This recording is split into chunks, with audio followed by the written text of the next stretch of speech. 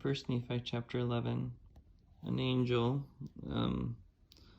symbolically through vision, compares the pride of the world with a large building.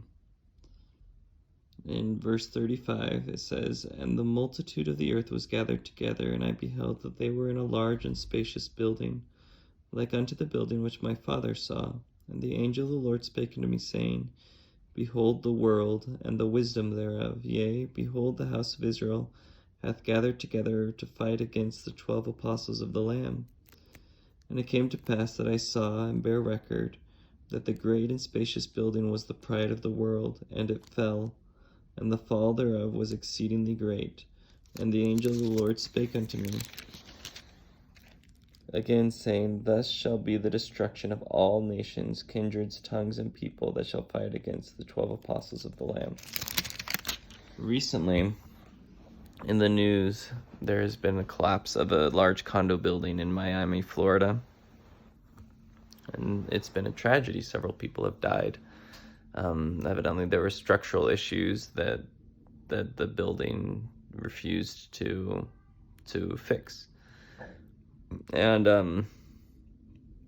then also a formative event when I was growing up was the collapse of the Twin Towers in New York through terrorist attacks. And I think about those tragedies, what the collapse of buildings are like.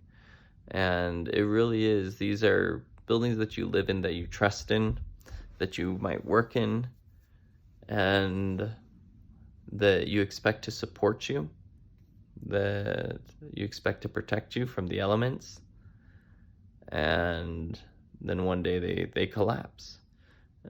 Whether it's because someone flies a plane into them, whether it's because they weren't properly brought up. And when you think of pride like that, when you think of the wisdom of the world like that, that people feel protected and supported by their pride and by the wisdom of the world.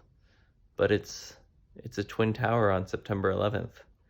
It's a Miami condo building before it collapses. And at some point, that pride, it's not going to support you, it's not going to protect you, and it's going to be dangerous, and it's going to kill you and hurt you. So repent and trust in God, I guess, is the takeaway there. Don't put your trust in buildings, in your pride, in the wisdom of the world. Trust in God.